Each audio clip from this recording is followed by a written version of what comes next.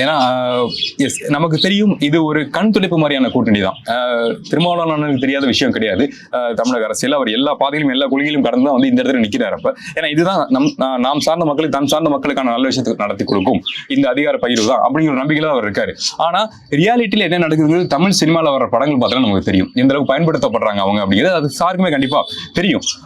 அதை சில நேரங்களில் கோவப்பட்டு ஆதங்கப்பட்டு பேசினாதான் அவங்களுக்கான அங்கீகாரம் அவர் எந்த கட்சியில கூட்டணியில் இருக்காரோ அது கிடைக்கும், அவங்க சார்ந்த மக்களுக்கும் கிடைக்குங்கிறது சாருக்கு மிக தெளிவாக தெரியும். ஸோ அதன் போக்கில் அதன் அடிப்படையில் சார் இந்த மாதிரி பேசுறாரு தவிர மற்றபடி எந்த சூழலையுமே அவர் இந்த நேரத்தில் டிஎம்கே விட்டு பிரிஞ்சுவதற்கான வாய்ப்புகள் இல்லைன்னு தான் நான் சொல்லுவேன். ஏன்னா அவர் வேற எந்த கட்சியோட கூட்டணி வச்சாலும் அந்த கட்சியில் இருக்க தொண்டர்கள் பொறுப்பாளர்கள் அந்த அரசியல் புரிதல் இருக்குல்ல அவங்களால ஒத்து போக முடியாது. குறிப்பாக டிவிகே கூட்டணி வச்சாங்கன்னா என்ன பொறுத்த வரைக்கும் அவங்களால அரசியலே பேச முடியாதுன்னு நான் சொல்லுவேன். சோசியல் மீடியாவில் அரசியல் பேச முடியாது, சாரால் அரசியல் பேச முடியாது. ஏன்னா இப்போ சாதாரணமா ஒரு முருக வேல் எடுக்கிறாரு, அதுக்கே அவ்வளவு கேள்விகள் எடுத்து வைக்கிறாங்க.